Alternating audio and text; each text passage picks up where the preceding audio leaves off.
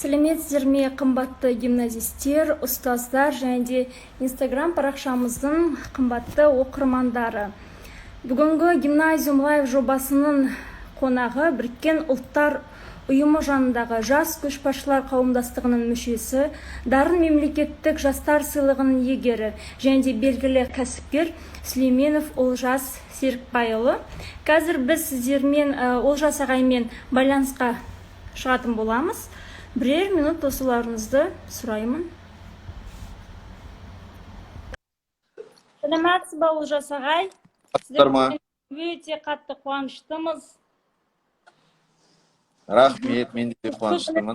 Жүздесіп отырғанымызға өте қуаныштымыз. Тағы да бір мәрте айта кетейін, және де бүгінгі сұхбатқа уақыт бөліп, бізбен бірге байланысқа шыққаныңыз үшін зор алғыс білдіреміз.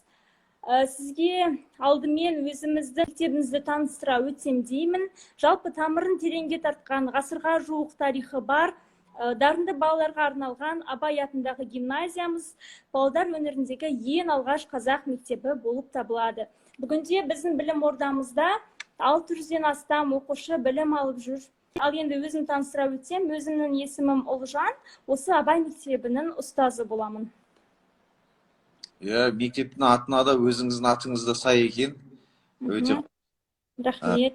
Айналайын. Сіздермен бірге болып, кейбір кезде жоспарлаған нәрсең өкінішке орай жүзеге аспай жатады, бұйыртпай. Бірақ уақыт жағда келіп, бәрі ыңғайына келе қалғанына өзім де қуанып отырмын. Көп рахмет.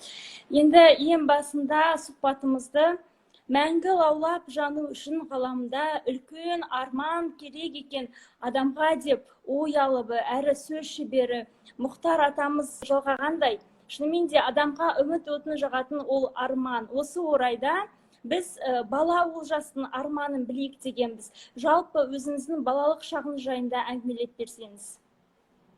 Рахмет көп. Өте дұрыс айтасыз. Жалпы балаға да және де үлкендерге де баладан үйренетін дүние ол арманшыл болу. Өкінішке орай уақыт келе армандауды ұмыта бастаймыз. Арманға сенімізде азая бастайды.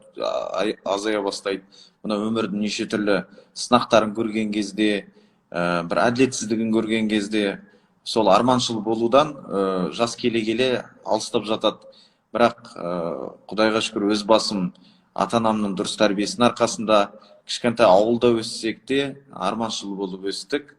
Ол кезде шетел түгерлі Алматыға барып оқудың өз арман болатын. Олжасжан шетелге барып әлемдегі ең мықты университеттердің бірінде оқисың десе, мен ол кезде сенбес едім. Бірақ арманшыл болдық, және де сол арманымызды қанатымыздан қақпай ата-анамызда қолдап отырды. Қандай қисынға келмейтін, бір ойға келмейтін арманды айтсақ та, жоқ, бәрінде қолдап отыратын. Сол себептен арман деген жалпы жасқа қарамай адамзат үшін өте маңызды деп есептеймін.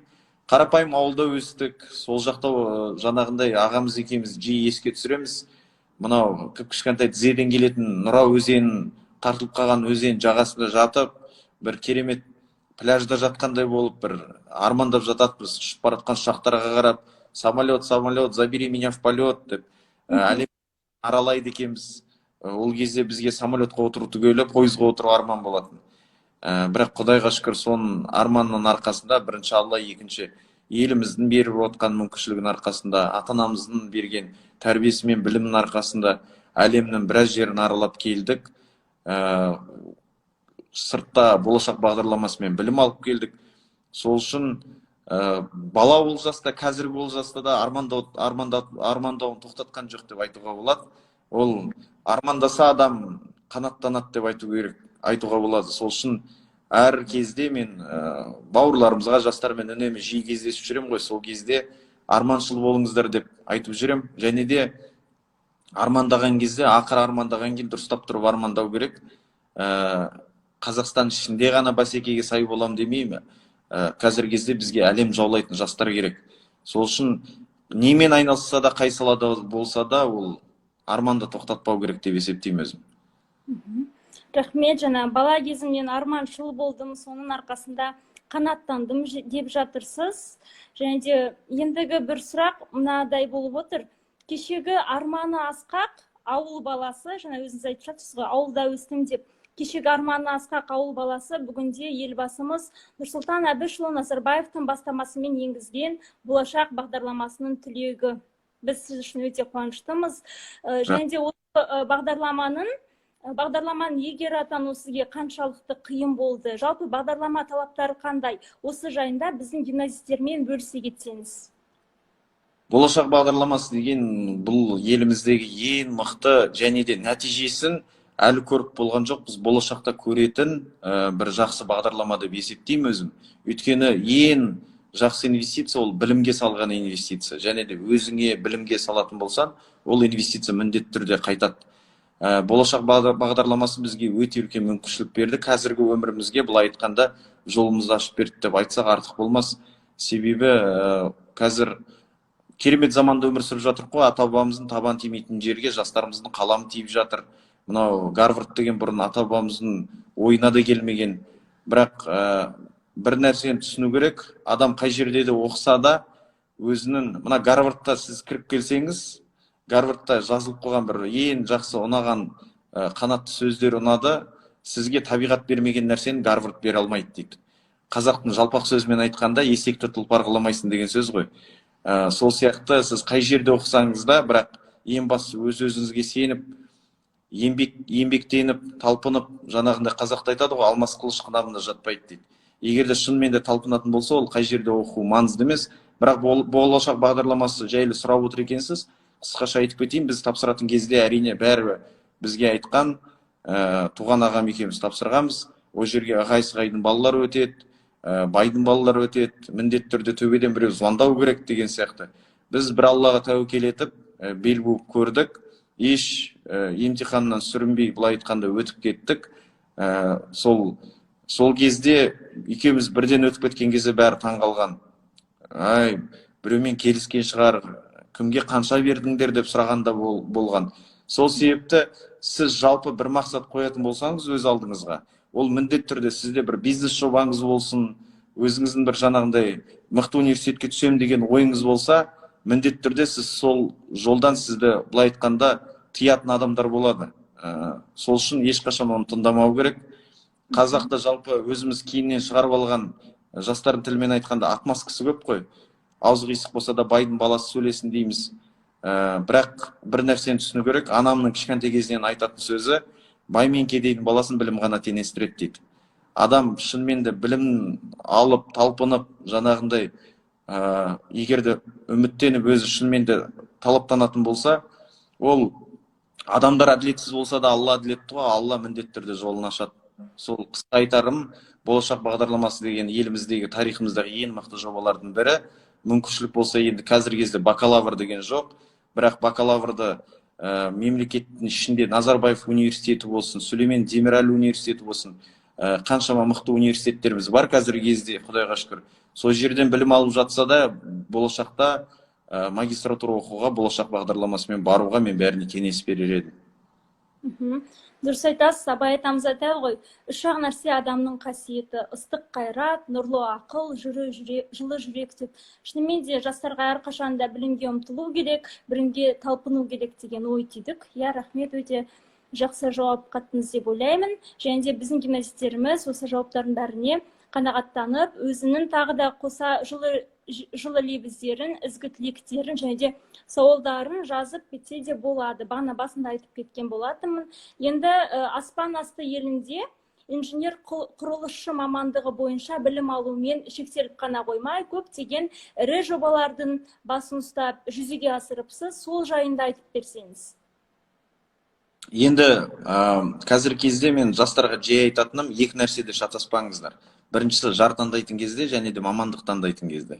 Ол өте маңызды нәрсе, өйткені өмір бойы сізді жетелейтін, қасыңызда қолдау болып, тірекшіңіз, қолдаушыңыз болатын әрине ол адал жарыңыз.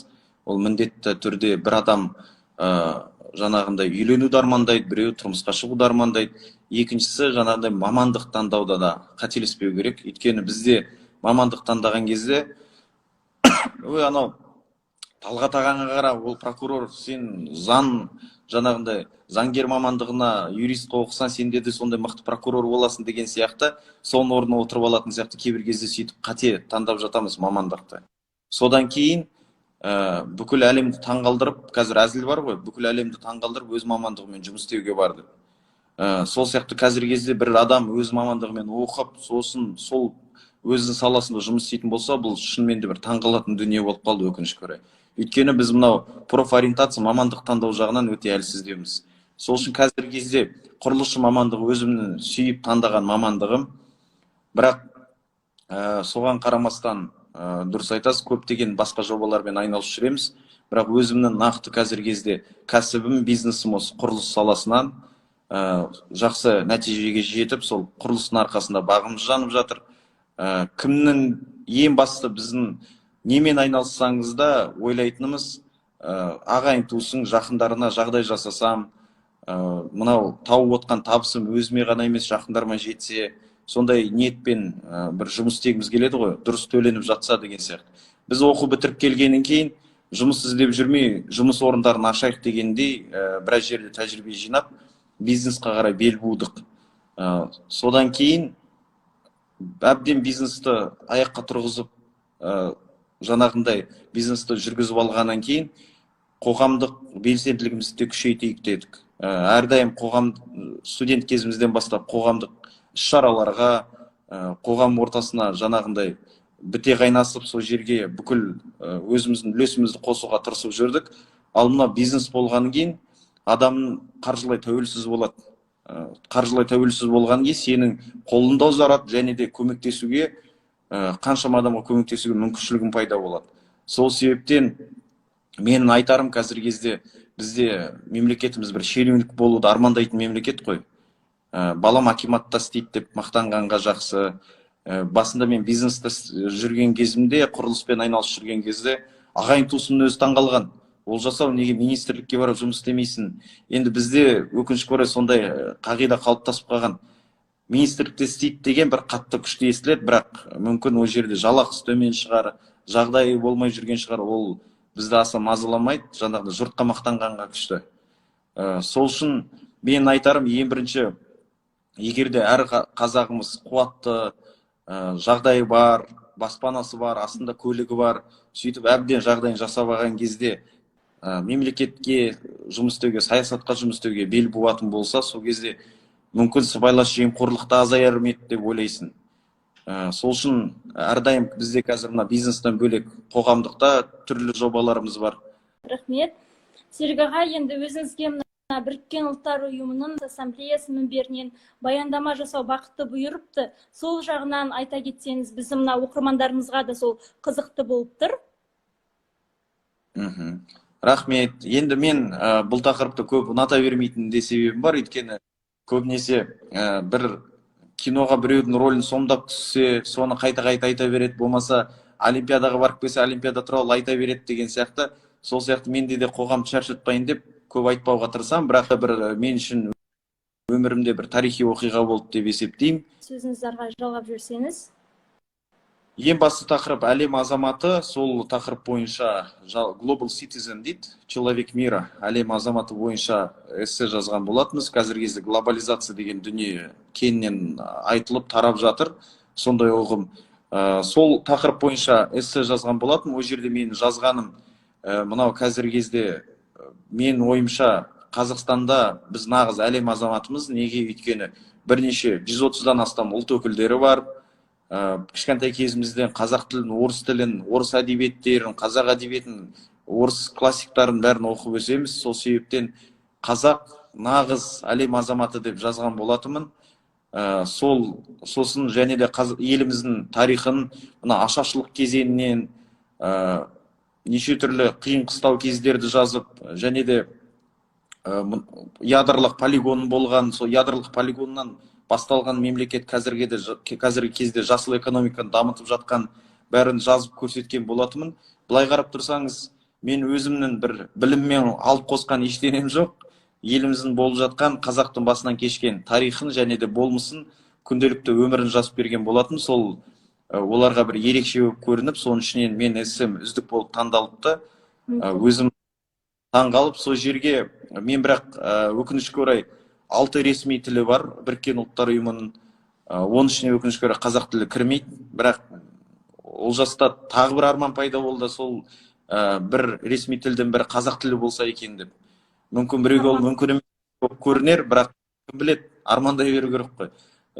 Сол 6 ресми тілдің ішінде орыс тілінде жазсам ешкімді таңғалдыра алмаспын, ағылшын тілінде бәрі сөйлейді, қытай тілінде жазып көрейін деп жазғам, өзім қытай тілінде оқығаннан кейін.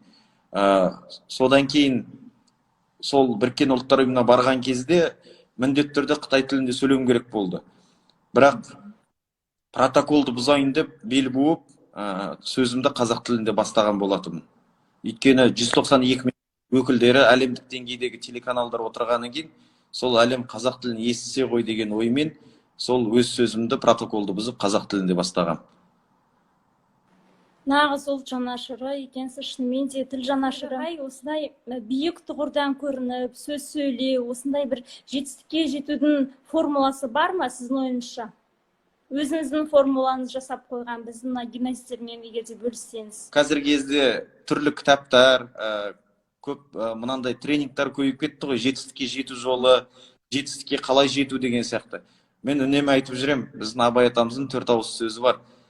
Сенбе жұртқа тұрса да қанша мақтап, әуре етеді ішіңнен құлық сақтап, өзіңе сен, білім мен еңбегіне алып шығар сені екі жақтап дейді. Ол шынымен де бәленбай Брайан Трейсиді оқиды, Стивен Ковиді оқиды. Енді әрине оның бәрін оқыған жақсы ғой, оны өзімізде оқыдық. Бірақ қарап тұрсаңыз, олардың бір керемет алып баратқан ештеңесі жоқ. Маркетингі мықты, кітабы мықты сатылады. Жаңағындай рекламасы, маркетингі мықты болғандықтан. Бірақ өзіміздің қарапайым қазақтың кітаптарын оқысақ, баяғы зиялыларымыздың кітаптарын оқысақ, соның ішінен талай мотивация аламыз деп ойлаймын өзім. Мынау мен өзім формулам өте қарапайым формула, өкінішке орай сіздерге бір керемет, бір ғажап нәрсені ашып бере алмаймын. Мен формулам 99% еңбек, 1% талант. Олжас аға, енді мына жерде біздің оқырмандарымыз мынандай бір өте қызықты сұрақ қойып жатыр екен. Бүгінде жастарға кеңес бер десе, басымдықты қай жаққа бұрар едіңіз дейді.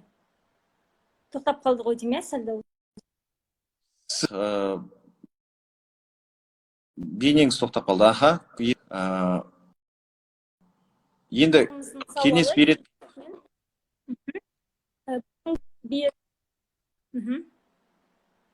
Басымдықты қай жаққа кеңес деген кезде мынау енді әлде жаспыз ғой, бір кеңес беретін ондай жасқа дәрежеге жетпеген шығармыз, бірақ жас ретінде өздеріңіздің замандас ретінде бір айтайын. Мен өзім ойымша үлкен кісілер, мынау өмір көрген сол кісілер кеңес беру керек қой. Қазақта жақсы тәрбиеміз бар, әкесі сөйлегенде баласы үндемейді дейді. Сол сияқты егер жастарымыз кеңес десе, кеңес сұрап тұрса, өзімізді ұялып қаламыз. Бірақ айта кетер жағдайы, мына жастарды жақсы білгендіктен, бізде қазіргі кезде жастарымыз көбінесе өзіне емес, бір сыртқы уақытша приоритетті дұрыс қоя алмай, көп жастардың тілмен айтқанда панты дейді ғой, сондай нәрселерге, бір жұртқа мақтануға, соған көп инвестиция және де энергиямызды құртамыз. Егер де сіз ақшаңызды айфонға емес, өзіңіздің біліміңізге құртатын болсаңыз, сіз қандай киім киіп жүрсіз, болмаса қандай брендтен киіп жүрсіз, ол емес маңызды. Ең бастысы, сіз бірінші ең адал адам өзімен адал болу керек, өзіңізге адал болыңыз. Ағылшын тіліңіз деңгейі қаншалықты мықты сіз ғана білесіз. Ол ешқандай емтихан оны сізге айтып бере алмайды. Болмаса сіздің білім деңгейіңіз қаншалықты мықты екенін өзіңіз ғана білесіз. Әрдайым өз-өзімен жұмыс істеп, ақшаның бәрін, энергиясын бәрін және де уақытын өз-өзіне құятын болса, ол ертең өте жақсы бір жетістікке жетеді. Мынау жастарымызға үнемі айтатыным, өзіңіз 5 жылдан кейін қандай болатыныңызды білгіңіз келсе, біреулер нумерологтарға барып жүреді, басқасына барып жүреді. 5 жылдан кейін кім болатыныңызды білгіңіз келсе, екі нәрсеге мән беру керек. Біріншісі, социальный капитал дейді, мына араласатын адамдарыңыз. Сіздің досыңды айт, мен сен кім екеніңді айтамын дейді ғой, сол сияқты. Екіншісі, қандай кітаптар оқисыз. Инстаграмда жай қысқа посттарды емес, мықты кітаптарды оқитын болса, және де мықты адамдармен араласатын болса, 5 жылдан кейін ол мықты керемет тұлға болып, жаңағындай әбден сылып, үлкен жетістікке жететініне ешбір күмәнім жоқ. Ол дәлелденген нәрсе. Сол үшін қазіргі кезде жастар осы екі нәрсеге мән беретін болса, жай ғана посттарға лайк басып отырмай, жақсы кітаптарды оқып, жақсы адамдармен араласып, виртуальный өмірде араласпай, шынайы өмірде араласып, сөйтіп талпынатын болса, жастарымыз міндетті түрде, қазір жастарымыз Құдайға шүкір жақсы ғой, мен өзім көріп риза боламын. Тағы да екінші нәрсе, айтатын нәрсем, бір болмышы уақытша нәрсеге емес, уақытымыздың көбісі өкінішке орай сондай нәрселерге кетіп жатады. Ақшамыз да соған кетіп жатады. iPhone сатып алып жатамыз кредитқа. Содан кейін кредитқа той жасайды, кредитқа көлік сатып алады, сосын кредитқа баспана сатып алады деген сияқты. Егер де қаражаттың бәрін өзіне және де өзінің білімін шыңдауға, өзін дамытуға жұмсайтын болса, ол инвестиция міндетті түрде қайтып келеді. Үшінші айтарым, бір болмайтын бір адамдарға кумир қылып көрмей, мынау Олжас деген жігіт бар екен, болмаса басқа деген жігіт бар екен деп солардан үйреніп, енді әркімге қарап бола алмасаң да ұқсап бақ дейді ғой, бір-бірімізден үйренуіміз керек, білімге ашық болуымыз керек. Бірақ кейбір кезде қасында мықты тұлғалар болады, ол ата-анасы. Содан қарап, үлгі алып, солардан үйренбей жүреді. Сол үшін біріншіден ата-аналарыңызды қадірлеңіздер, құрметтеңіздер. Көп адамдар сіздер ойлайсыздар қазір араласып, сол маған үлкен пайда алып келеді, мықты досым бар, мынау бар деп. Сіздерге өздеріңіздің ең жақын адамдарыңыздан негізі қалған адамдар екінші жоспарда, екінші приоритетте, екінші планда тұру керек. Ал ең біріншісі ол сіздердің. Мен өзімнің көзім жеткенім, жастар қазір еліктеп қарайтын Хабиб болсын, басқа болсын, қанша әлемдік деңгейдегі тұлғаларды танимын. Ата-анасының разылығына ие болған адамның міндетті түрде баға жанып, жолы ашылады. Ол былай айтқанда 100% факт болатын нәрсе. Сол үшін ең біріншісі, әр ісіңізде ата-ананың разылығын табам деп ниет қойыңыздар. Бүкіл амалымыз, ісіміз, ниетімізден байланысты. Және де уақыттарыңызды интернеттегі жаңағындай өміріңізді көрмеген адамдарға емес, сол жақындарыңызға арнаңыздар. Өйткені уақыт өткен кезде өкінішке орай адам өкініп қалады.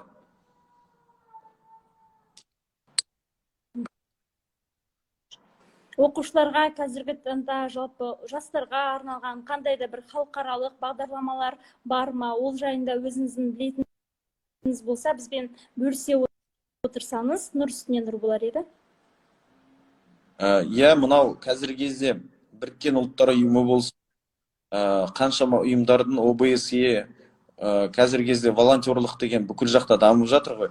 Сол сияқты Африкаға барып, болмаса басқа мемлекеттерге барып, волонтер болып жұмыс істеп, және де солардың мынау әлемдік деңгейде дарынды балаларды іздеп, соларға грант беретін қаншама гранттар көп. Олардың бәрі интернетте сол ақпаратты тауып іздеп, соған беруге болады. Қазіргі кезде жастардың бір жақсы технологияға өте жетік үйреніп алған ғой. Сол үшін интернетті, Инстаграм, ТикТок бәрі жақсы ғой, бірақ соған ғана құртпай, сол бір былай айтқанда интернет білімнің бір қайнар бұлағы деп қараса, интернетті дұрыс қолданса, оның ішінде қаншама ақпарат бар. Және де сондай волонтерлық болсын, болмаса бір айлық, бір екі айлық курстар бар, қаншама тегін сол ұйымдармен ұйымдастырылып жатқан. Erasmus деген сияқты қаншама фондтар бар, грант беретін. Соларға бәрін ақпаратты сүзіп отырып, қарап соған беретін болса, және де Қазақстанмен ғана шектелмей әлемдік деңгейде бәсекеге сай болам деп талпынатын болса, сол кезде бізде мынау жастарымыз бір халықаралық деңгейге көтеріледі деген ойым бар. Мен қатысқан сайыста да 1-2 жылда қателеспесем бір рет өтіп тұрады. Кейбір кезде жылына бір рет өткізеді. Сол себептен бәрін қарап отырсаңыздар, мен өзімде де соны интернеттен оқып көріп алғам.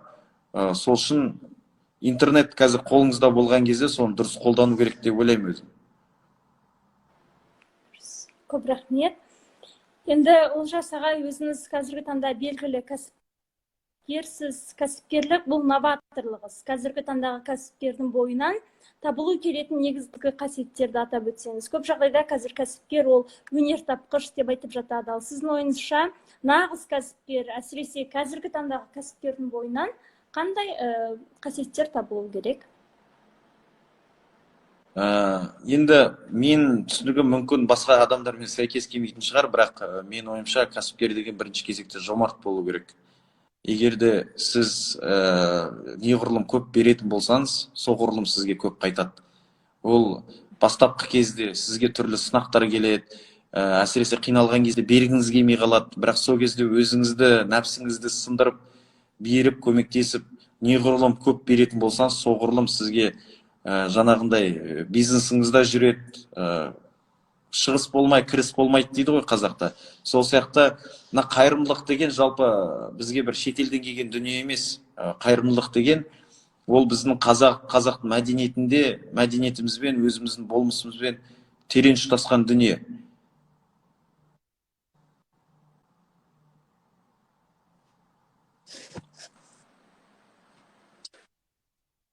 Ұлжан, байланыс қалпына түсті ғой, сол мен түсінігім бойынша енді қазақта айтады ғой, қыран тамағын шашып жейді, қарға тамағын басып жейді дейді. Сол үшін әр кәсіпкеріміз қыран болып тырысып, және де маңайына шашып жесе, одан кем болғаннан кем болмайды, міндетті түрде кәсібі жүреді. Екіншісі, әрине оған мінез керек. Кәсіпкер болу үшін түрлі сынақтар болады. Ол кәсіпкер болған кезде, мен өзім кейбір кезде жастардың тілімен айтам, кәсіпкер болу үшін бір кішігірім өзіңнің жұмысыңның, өзің кәсібінің фанаты болуың керексің сен. Қиналатын кездерің болады. Өте оңай сияқты болып көрінеді енді суретпен, инстаграммен қараған кезде. Бірақ ұйқысыз түнін, жақындарыңды көрмейсің, жауапкершілік толығымен өзіңде, бастығым айтты деп отыра алмайсың бірдеме болса. Сол үшін сондай жауапкершілікке дайын болса, және де сол мінезділігі болатын болса, ол әрбір кәсіпкер мен үшін жауынгер. Бұл айтқанда кәсіпкердің алаңы олда да бір майдан. Майданда жүрген кезде соғысу үшін мінез керек болса, кәсіпкерлікке де сондай бір батылдық мінез керек. Өйткені күнде сіз бір шешім қабылдайсыз, және де сол шешіміңізге өзіңіз жауап бересіз. Сол үшін кәсіпкер деген сондай батыл мінезді болу керек деп есептеймін. Мына жерде енді біздің гимназистеріміз, жалпы оқырмандарымыздан бір сауал түскен екен. Кітап енді бастап жатқан жанға қандай кітап ұсынар едіңіз дейді. Мен түсінігім бойынша бұл біздің оқушыларымыз, мектебіміздің шәкірттерінің сауалы деп білемін. Енді мектеп оқушысына жалпы қандай кітап оқуға кеңес берер едіңіз? Ой, Ұлжан, мен кітап деген ең жақсы көретін тақырыптарым бірі. Бұған бір сағат кетіп қалуы мүмкін қазір. Қысқаша айтып кетейін. Ең қаржылай сауаттылығын ашам десе, міндетті түрде мен жиі айтып жүрем. Ол әрбір бізде өкінішке орай өз ұлтымызға тән бір жақсы қасиеттеріміз, жаман қасиеттеріміз бар ғой. Мен үшін енді басқа елдермен салыстырған кезде бізде ысырапшылық өте көп деп есептеймін.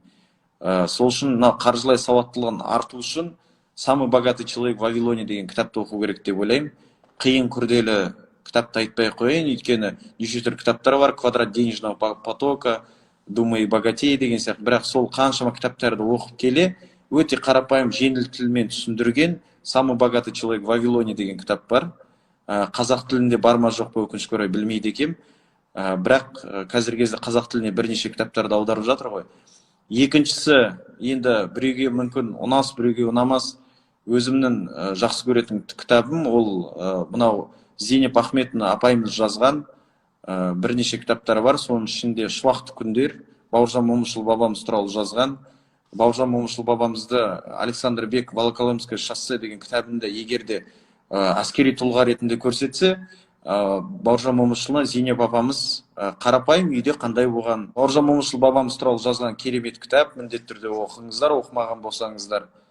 Оқысаңыздар, Зейнеп апайымыздың жақсы тағы бір кітабы бар, «Күре тамыр» деген. Ол біздің мәдениетіміз қазіргі кезде не үшін керек, ол баяғыдан қалған дүние ғой, мына тұсаукесер деген не үшін керек, басқа қаншама салт дәстүрлеріміз не үшін керек деген адамға өте қарапайым тілмен жақсылап жігімен мынау қайнатан келінімен қарым-қатынасы қалай болу керек, келіннің енемен, ененің келінмен, қазіргі кезде сондай дүниелер өкінішке орай өте сирек кездесіп жатыр ғой, бір жақсы ақпарат алатын.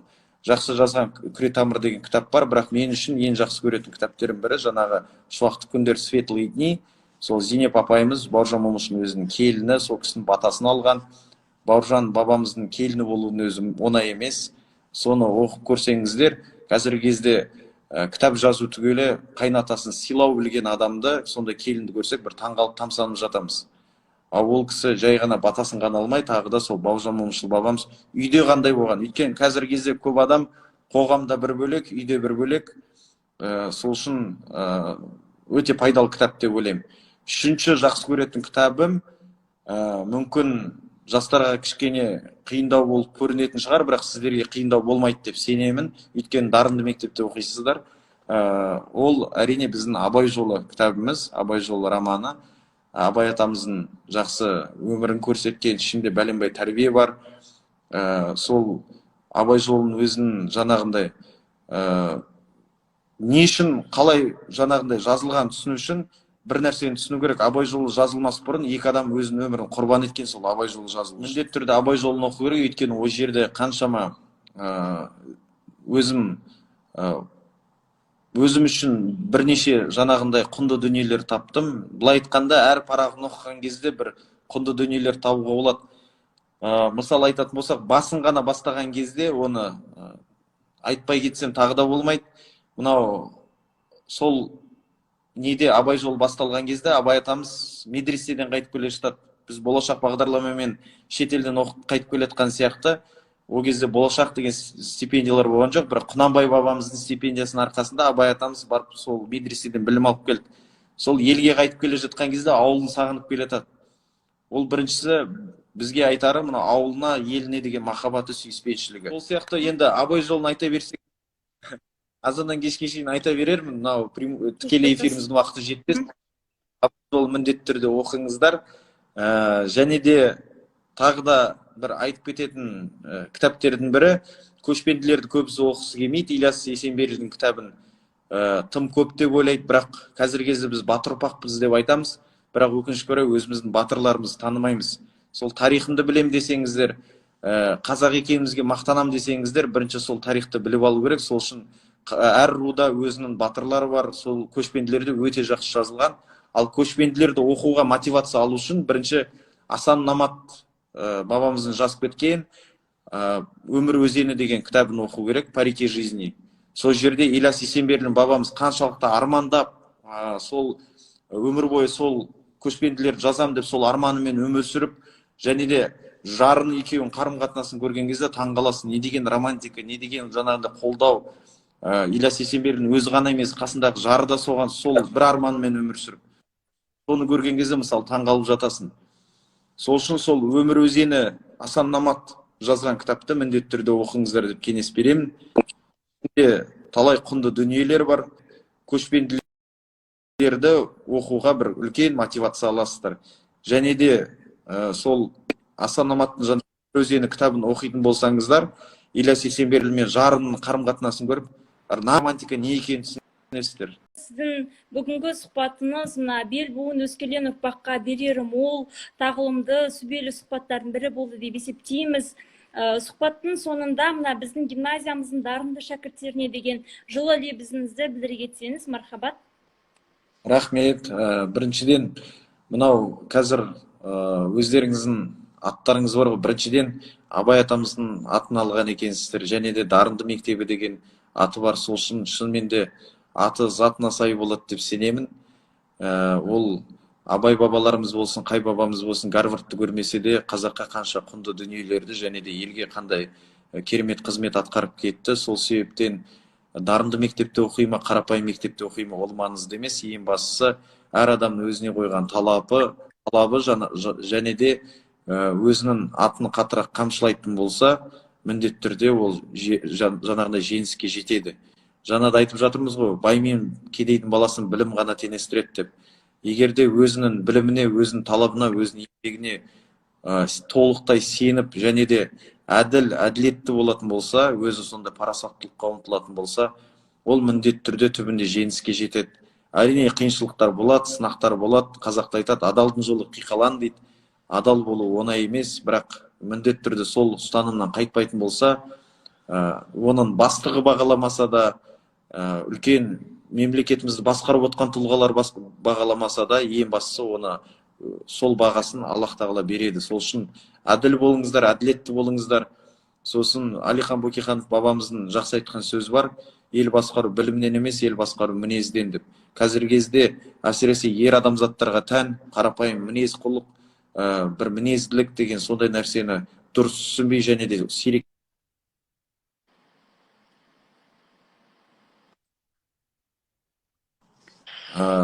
а дегенге мә деп жауап беретін адамды көзге елестетіп жатады, соны мінез деп дөрекілікпен шатастырып алып жатады.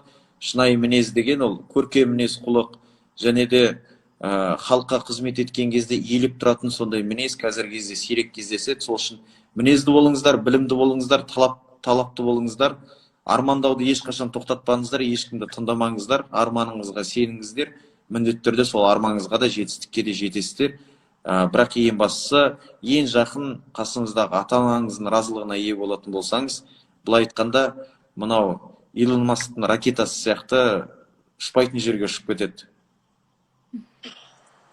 Рахмет ағай, Олжас ағай, бүгінгі сұхбатымызға өзіңіздің алтын уақытыңызды бөліп, өзіңіздің керемет ақыл кеңестеріңізді айтып, жылы лебіздеріңізді білдіріп жатқаныңыз үшін сізге шынымен де зор алғысымызды білдіреміз. Алдағы уақытта еңбегіміздің гүлденуі жолындағы абыройлы ісіңізге тек қана табыс тілейміз, еңбегіңіз жана берсін дегім келеді.